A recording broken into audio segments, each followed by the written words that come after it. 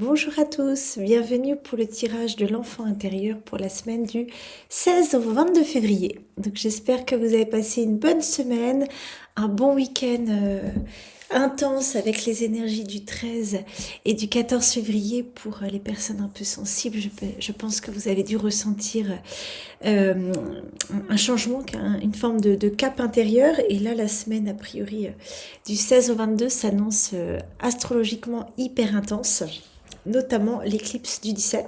Donc on va voir un petit peu ce que va nous dire votre enfant intérieur pour justement pouvoir intégrer les différentes émotions et les différentes compréhensions peut-être de cette semaine. En tout cas, ce qui va avoir besoin de venir en résonance avec ces mouvements énergétiques, parce qu'encore une fois, à l'extérieur, les mouvements énergétiques de l'extérieur ont aussi une influence sur nos vies.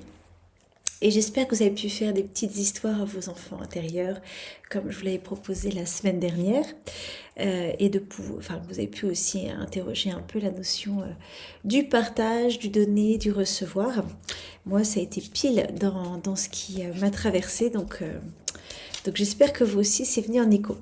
Je répète, ce n'est pas un tirage divinatoire, hein, c'est vraiment un accompagnement psycho-affectif, émotionnel pour vous aider à vous connecter à votre enfant intérieur, à ne pas l'oublier. Donc le fait d'avoir des tirages réguliers, ça vous invite à pouvoir ressentir, penser à votre enfant intérieur, essayer de travailler un peu sur vos blessures, vos émotions, apprendre à vous connecter à lui chaque semaine et aussi de pouvoir faire peut-être les exercices que je vous propose et de laisser un peu résonner mes différentes propositions.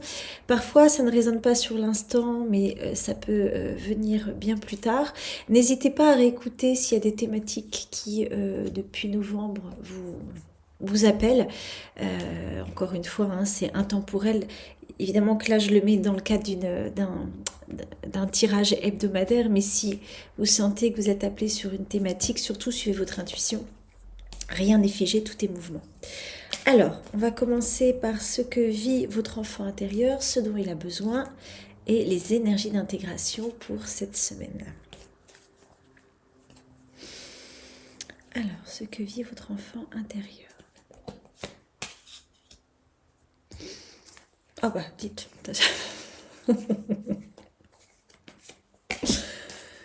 Ok, alors pour ceux qui ont écouté le tirage de la semaine dernière, l'invitation c'était les besoins de votre enfant intérieur pour la semaine dernière, c'était autour de la honte, le fait de libérer la honte. Et là, hop, bis repetita, on revient sur, je ne sais pas si vous voyez bien, hop, libère-toi de ta honte. Alors, je ne sais pas si vous voyez bien, oui. Donc on est sur à nouveau l'énergie de la confiance et de l'estime de soi. Donc c'est intéressant parce que on est dans le fait aussi de se libérer de sa honte, des humiliations, des moqueries pour pouvoir ouvrir son plexus. Le plexus, c'est l'estomac et c'est par là que je reçois l'énergie de l'extérieur. Et comme je vous ai dit, sur un plan astrologique, là, ça va être bien intense. Donc effectivement, ce qu'on va recevoir en tant que mouvement de l'extérieur, nécessite de se préparer. D'ailleurs, je ne sais pas si vous, mais moi, je sais que depuis quelques jours, je suis dans la thématique, hein, mon plexus se manifeste.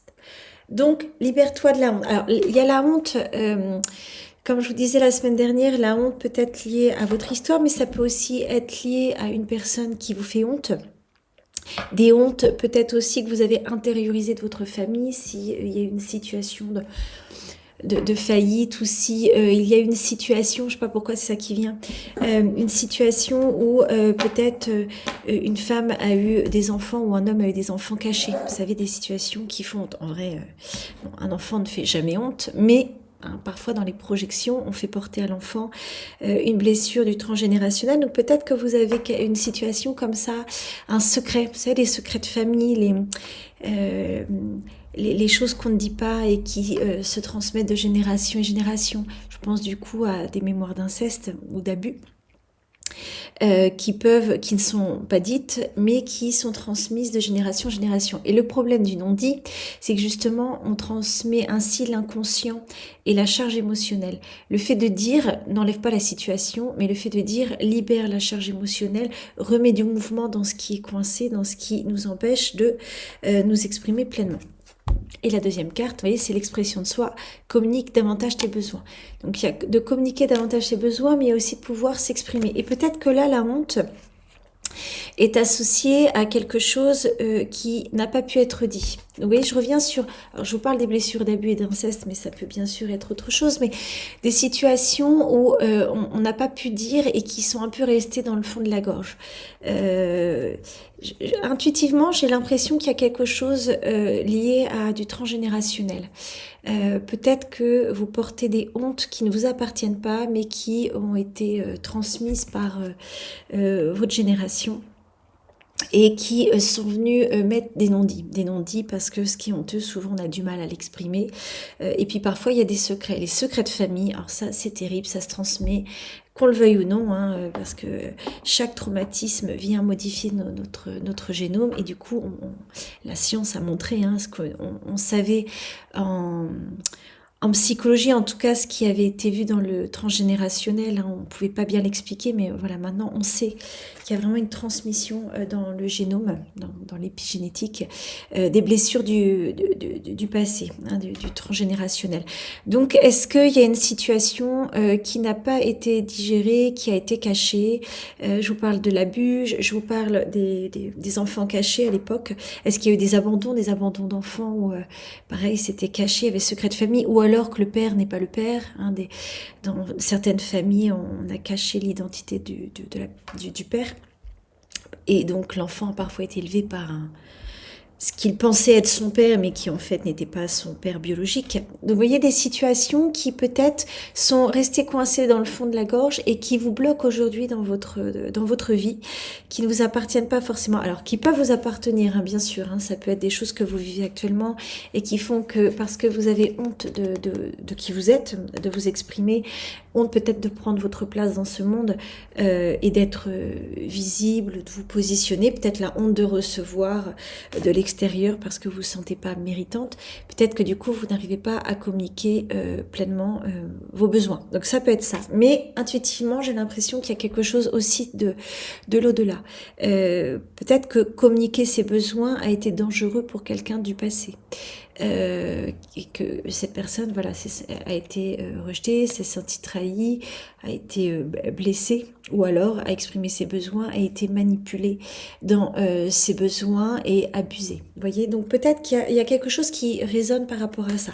J'insiste, ça peut être des choses que vous vivez aussi dans votre quotidien, la honte de vous exprimer, la honte de vous montrer et peut-être que vous ne vous sentez pas légitime à exprimer vos besoins. Dans l'expression de soi et l'affirmation de soi, on est aussi sur les blessures d'injustice et de trahison.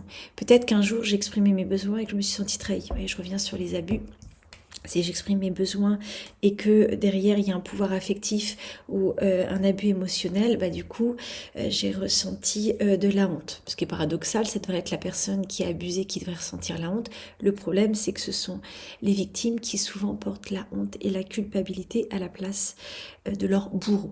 Quand je parle d'abus, je ne parle pas que d'abus sexuels, ça peut être aussi des abus émotionnels.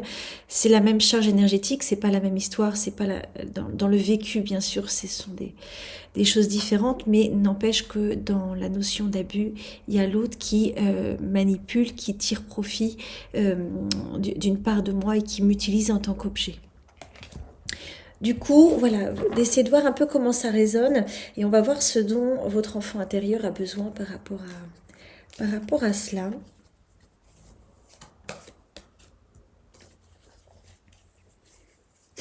Teasing. Ah, dites. Ok. De la sécurité. Reste bien ancré dans ta vie et tu te sens en sécurité. Donc là, il y aura besoin pour votre enfant intérieur de se sécuriser, de rester bien les deux pieds sur la terre. Tout à l'heure, je vous disais la difficulté de prendre le place. Alors, on n'est pas pardon. Fin de journée, excusez-moi.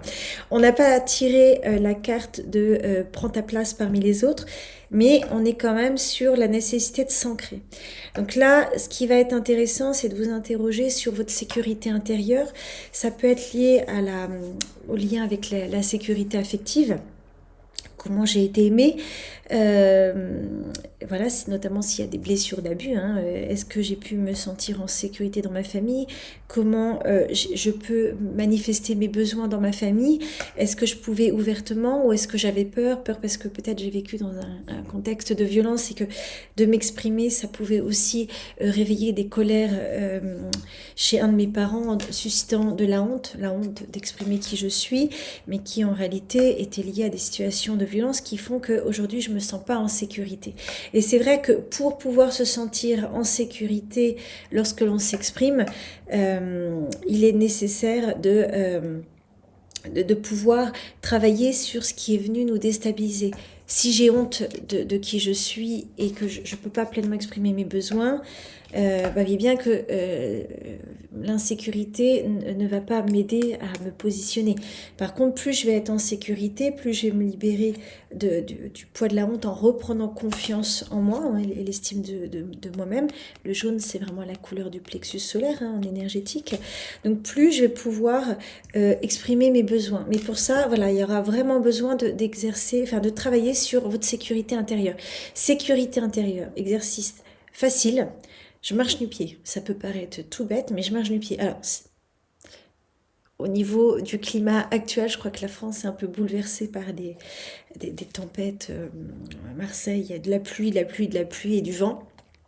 Mais je crois que c'est un peu partout pareil, même sur Paris. J'ai même entendu qu'il y aurait de la neige dans le nord. Donc tout ça pour dire que je vais peut-être pas vous proposer de marcher du pied dans la pelouse. Pourquoi pas pour ceux qui le souhaitent. Je dis, il paraît que c'est très bien pour le système immunitaire, le froid.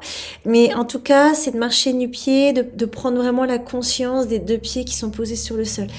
Ouais, cet exercice, est-ce que je les sens mes pieds sur le sol? Moi, pendant des années, je les sentais pas. Mais vraiment, déjà, je sentais pas le bas de mon corps. Et je sentais pas les deux pieds posés sur le sol. Et ben, quand on les sent, ben, ça fait toute la différence que l'énergie, elle circule. Elle circule partout, et ce qui vous permet en plus de mieux conscientiser les différents mouvements dans le corps, les différents blocages. Donc ça peut être cet exercice tout bête, ça peut être aussi de faire un travail de son, hein, ce qui fait vibrer le son du chakra racine, c'est le son VAM. VAM, et le fait de le faire résonner, ça va vibrer au niveau de votre chakra racine. Chakra racine, c'est celui qui nous permet d'être assis, hein, c'est au niveau de notre coccyx, et d'être justement en sécurité. Pour ceux qui sentent le besoin de travailler sur la question de la violence, pareil, ça c'est ce qui me vient en lien avec justement ce qu'on exprimait là, pour être un peu dans la cohérence. Si vous avez vécu des situations de violence ou d'abus, l'abus c'est la violence, hein, de maltraitance, la maltraitance, c'est pas uniquement les coups physiques, la violence non plus. Je le précise parce que souvent en consultation, on me dit mais non, j'ai pas été maltraitée, il n'y avait pas de violence. En fait, ou que quelques claques. Bon. Je rappelle que les gifles sont interdites, je ne juge pas les personnes qui le font, on n'est pas Bouddha, parfois ça arrive, mais néanmoins c'est important de ne pas banaliser la violence, hein, mais de pouvoir travailler sur ce qui s'est passé pour qu'à un endroit, à un moment donné, j'ai eu besoin d'utiliser la violence physique auprès d'un enfant, dans d'autres situations, des animaux aussi, hein, qui sont maltraités. Et du coup, moi-même, dans mon histoire, est-ce que j'ai reçu de la violence? Violence physique, violence émotionnelle, chantage, pouvoir affectif, culpabilisation, tout ça, c'est de la violence. Vous voyez, c'est aussi de l'abus. C'est-à-dire qu'on utilise la naïveté. Quand je dis ça, c'est pas du tout péjoratif, mais l'enfant, il a le cœur ouvert. Et, voilà, il a cette spontanéité qui fait qu'il ne comprend pas forcément le tout petit, le double sens, la manipulation. Il a confiance, lui, en son parent. Hein, je vous disais tout à l'heure, ce qui peut bloquer l'expression de ses besoins, c'est aussi la blessure d'injustice et de trahison. Hein, c'est ce qui bloque le chakra-gorge. Donc là, effectivement, est-ce que du coup, j'ai pas été trahie? Très clairement, quand on vit de la violence, c'est une trahison. C'est-à-dire que je peux pas faire confiance dans mon parent qui est là pour me protéger et me sécuriser, pour prendre soin de moi. Donc là, il y a une trahison dans le contrat pour un enfant. Peut-être que c'est pas vous qui avez vécu de la violence, mais dans le transgénérationnel. Je tique parce que, à moins d'avoir eu des parents qui ont fait un chemin intérieur, mais encore une fois, hein, quand c'est pas très au clair, ces blessures sont transmises dans du transgénérationnel. Peut-être que ce qui a été vécu sur une génération plus haute est beaucoup moins actuellement. Néanmoins, peut-être que dans votre quotidien, vous-même, vous vous faites violence. Peut-être pas, il y a peut-être pas de la violence vers l'extérieur. C'est peut-être pas parce que vous êtes dans une situation familiale où il y a de la violence, hein, votre compagnon, la violence envers les enfants ou vos parents envers vous-même, mais peut-être que vous avez retourné une forme de violence contre vous. Quand on retourne de la violence contre soi, c'est que quand même, il doit y avoir des pans de violence dans votre histoire. Essayez d'interroger votre petit enfant intérieur, pas le mental qui négocie, qui dit que oui, mais là c'était justifié, ou en même temps, papa et maman, ils étaient fatigués. Ça, c'est de la négociation du mental. Mais vraiment d'essayer de vous connecter. Est-ce que à un endroit, ce que j'ai vécu était juste ? Non, la violence n'est jamais juste. Et souvent, la violence, elle entraîne des hontes. Hein, c'est que les enfants qui ont été maltraités ou abusés, souvent ressentent la honte, comme s'ils étaient coupables. Et du coup, en tant qu'adulte, hein, ces personnes peuvent culpabiliser de tout et donc retourner la violence contre elles-mêmes. Parfois, des personnes qui ont été maltraitées vont se poser victimes de tout. Mais du coup, on va plus être vraiment dans une ouverture de cœur. Souvent, ce sont des personnes qui souffrent, qui ont besoin d'être reconnues en tant que victimes et qui parfois répètent la maltraitance en la négociant et en la justifiant comme si c'était normal parce que en même temps vous aviez qu'à pas mettre le pied et c'est normal de vous marcher dessus. Enfin, j'ai pas le. Et c'est en même temps, je t'ai mal parlé, mais t'avais qu'à pas me faire ça. Bon, en fait, on justifie la violence. Il n'y a rien qui justifie la violence. Vous voyez, c'est pas parce que quelqu'un est violent envers nous-mêmes qu'on doit être violent en retour. Ça veut pas dire de se laisser faire. Hein, ce qui est important, c'est de poser des limites et de poser un cadre clair. Mais c'est pas parce que quelqu'un est maltraitant qu'on doit être maltraitant en retour. Poser le respect, le cadre, et puis poser des limites et partir si nécessaire. Hein. Encore une fois, j'insiste, en aucun cas il est admis d'accepter la violence. Néanmoins, de répondre par la violence, c'est quelque chose qui n'est pas juste en retour et qui n'est pas juste pour soi. Pour l'autre, bien sûr, mais pour soi. Avant tout, ce qui est important, c'est le miroir que l'on... L'autre est un miroir de soi.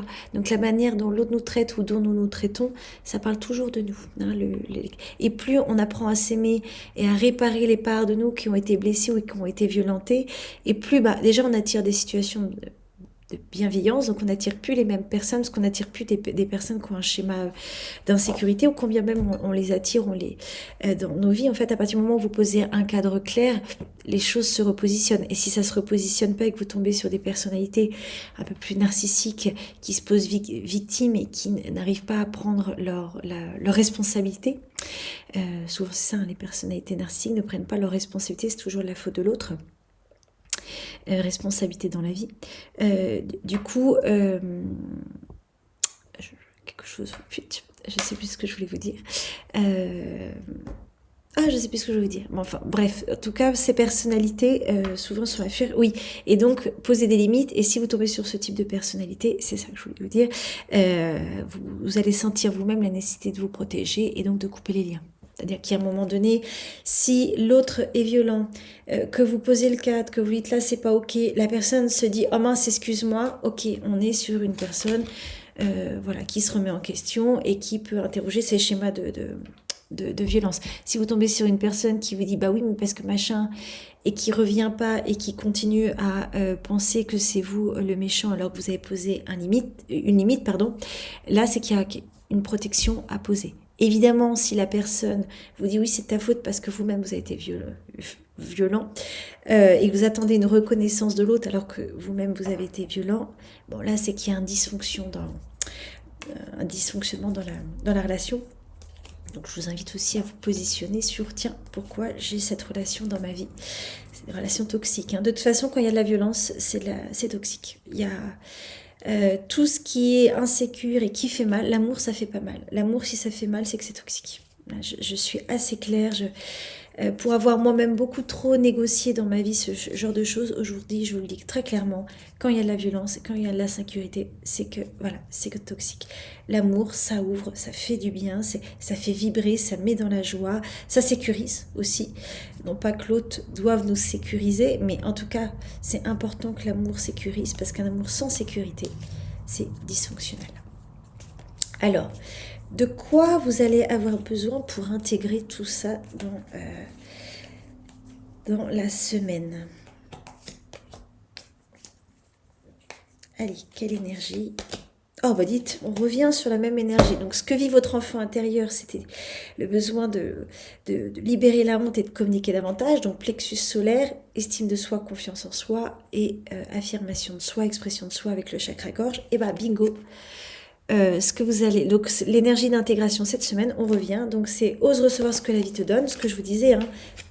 Difficile de recevoir ce que la vie me donne quand je ressens de la honte, et ose exprimer ce que tu ressens. Donc à partir du moment où je me sécurise, je peux me libérer de ma honte. Bien sûr, c'est pas magique, je check à quel endroit la honte se situe dans mon histoire. Je vais voir mon petit enfant intérieur, j'essaie de laisser venir une situation sans contrôler.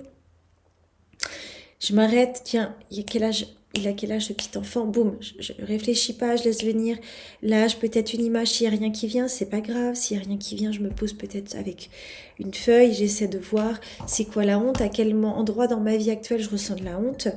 Est-ce que je ressens de la honte par rapport à mes enfants, par rapport à mon compagnon ou ma compagne, dans ma honte de ma famille aussi, et d'essayer de revenir un peu en arrière dans votre histoire et dans le transgénérationnel.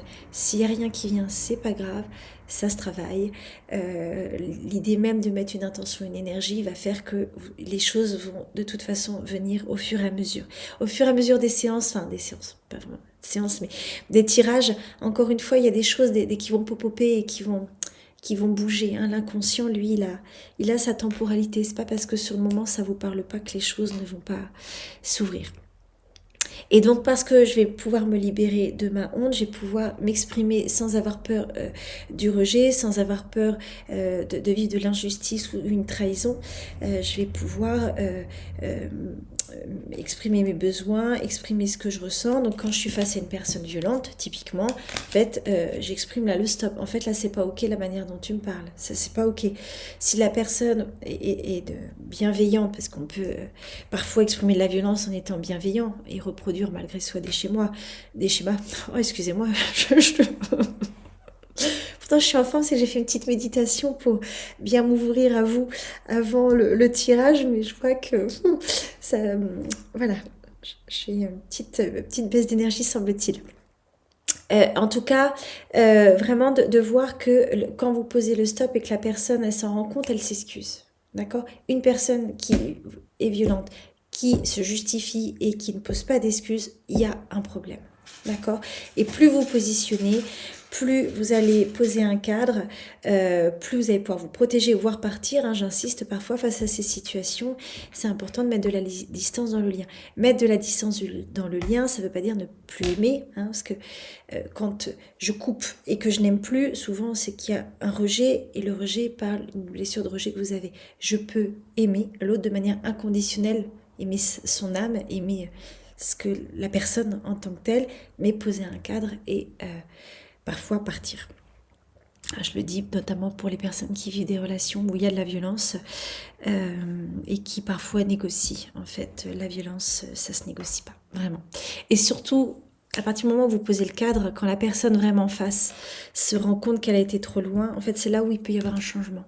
Si vous attendez que l'autre change, je vais me répéter à chaque fois, mais ça fonctionne pas. Ouais. Si ça fonctionne et que la personne se dit « Ah oui, tiens, je vais travailler sur moi », tant mieux, mais c'est important de ne pas attendre de l'autre. En fait, si je vis des situations toxiques, c'est parce que moi, je vais poser un mouvement, un acte et une énergie ancrée parce que si je dis « stop », mais que c'est pas ancré, le stop, il va faire ça avec la peur et du coup, la personne en face, inconsciemment, elle va sentir votre peur et donc le stop va pas être entendu au bon endroit, vous voyez. Par contre, si je pose un stop ancré, incarné, la personne inconsciemment, elle sent qu'elle peut pas. qu'elle peut pas vous toucher là. Elle sent que c'est ok. Et c'est là où la personne en face se dit, oh là, effectivement, j'étais trop loin. Et s'excuser. Mais si la personne ne s'excuse pas et ne fait pas de changement intérieur, de toute façon, hormis être blessée, il n'y a pas grand-chose que vous pourrez recevoir, malheureusement, de plus. Je suis un peu dure, hein. Mais voilà, vous méritez de recevoir le meilleur dans la vie. Et recevoir le meilleur, c'est de l'amour, de la sécurité. Donc, osez recevoir ce que la vie vous donne, parce que là, en plus, énergétiquement, il va se passer plein de choses. Et ose exprimer ce que tu ressens. En fait, dans une relation, si je ne peux pas exprimer ce que je ressens, il y a un problème. Dans une relation, c'est important de pouvoir exprimer pleinement ce que je vis, ce que je vibre, mes émotions. Après, l'autre n'est pas obligé d'être d'accord, hein, mais voilà, j'entends ce que tu dis, mais moi, c'est pas ok. Non, c'est pas... Mais en tout cas, c'est important d'avoir la place pour l'expression de soi dans le couple. Le couple, le travail, la famille, les amis, etc., etc. Voilà pour ce tirage. Excusez-moi pour les moments de dérapage et de... A priori, je suis plus efficace le matin. Mais bon, au moins, dites-vous que j'ai fait cette méditation pour m'aligner, donc peut-être que je suis plus alignée que les matins, je ne sais pas. Alors, petit message du cœur pour terminer, pour clore un petit peu avec ça. Peut-être que dans cette semaine, vous allez ressentir aussi de la fatigue. Ah tiens, celle-ci, elle saute. Parce qu'encore une fois, hein, sur un plan énergétique, il y a une éclipse là mardi pour ceux qui sont un peu sensibles. Et il n'y a pas que ça, il y a plein de mouvements. Mais je ne suis pas astrologue, donc je vais vous dire des bêtises. Mais ça peut aussi voilà, impacter au niveau émotionnel, au niveau du corps, de la fatigue, quand c'est très en mouvement comme ça. Chakra du troisième œil, donc message de la semaine, message du cœur, petite pensée positive hein, qui va accompagner le message du cœur. J'apprends avec facilité de nouvelles choses. Ma curiosité m'aide à mieux comprendre le monde. Ouvrez-vous au monde. Plus je vais exprimer ce que je ressens et plus je vais pouvoir m'ouvrir et plus je vais recevoir de la vie des merveilleux bienfaits. Parce que quand on s'aligne sur son choix d'âme, sur ce que notre âme nous fait vibrer, et ben c'est là où on peut laisser venir des choses à nous et laisser nous laisser être guidés par la vie et donc sentir que je sais pas, peut-être parce que je vais avoir de nouvelles guidances, de nouveaux messages, je vais me dire, ah, tiens, en fait, j'ai trop envie de faire de la poterie, allez, bingo, je vais apprendre la poterie, je vais commencer des cours, et puis, vous voyez, plus je vais m'ouvrir, moins je vais avoir peur de vivre, d'une certaine manière, moins je vais avoir peur de recevoir de l'extérieur parce que je vais avoir travaillé à fond sur ma sécurité intérieure, et ben plus je vais pouvoir avoir envie d'apprendre de nouvelles choses et donc développer mon intelligence émotionnelle. Alors, oui, ça peut être l'intelligence cognitive, mais bon, si vous avez compris que vous me suivez, c'est surtout moi l'intelligence émotionnelle que je cherche. Que j'aimerais que vous puissiez développer avec l'intelligence intuitive auprès de votre enfant intérieur. C'est plutôt la partie sensible qui m'interpelle dans les tirages que la compréhension du mental. Mais si vous avez envie d'apprendre plein de choses avec votre mental, bien évidemment, faites-vous plaisir. Voilà, très bonne soirée, très bonne semaine. Moi, je suis la soirée, mais peut-être que vous allez écouter un matin. Prenez vraiment bien soin de vous, bon ancrage. N'hésitez pas, si c'est difficile pour vous, d'aller voir votre enfant intérieur et de visualiser, parce que je sais que c'est pas toujours facile. Il y a aussi d'utiliser les mantras. Vous pouvez aussi prendre, vous connecter aux couleurs, hein, parce que je sais que ça peut paraître bizarre pour ceux qui sont un peu novices à tout ça, mais les couleurs ont une vibration, toute énergie, hein, tout vibre. Donc du coup, les couleurs aussi vibrent. Donc la couleur rouge, quand on visualise la couleur rouge dans le bas de nos jambes, il y a quelque chose vraiment de l'ancrage qui se produit. Essayez de faire le test. Donc vous pouvez vraiment utiliser des choses un peu plus dans l'énergétique si c'est un peu difficile pour vous d'aller dans l'émotionnel. Et si l'émotionnel, c'est difficile, l'énergétique, ça ne vous parle pas du tout, restez dans du mental, c'est complètement ok d'essayer de comprendre les phénomènes de la violence, de la sécurité. Dans le module sur la sécurité intérieure, je parle de la maltraitance parce que c'est quelque chose qui est important pour moi, parce que comme vous l'avez compris, ce qui est important pour moi, c'est aussi d'accompagner les enfants intérieurs et les enfants, et il y a une vraie dynamique de protection des enfants et des enfants intérieurs qui me parle et qui m'anime dans tout ce que je transmets depuis des années. Je crois que je vous ai tout dit. Bonne semaine à vous, à la semaine prochaine et désolée pour ce tirage qui me paraît un peu confus, mais le message en tout cas est clair, je m'ancre, je libère ma honte pour pouvoir ouvrir et m'ouvrir à ma confiance, à une estime de moi-même pour pouvoir mieux m'exprimer. À la semaine prochaine, au revoir.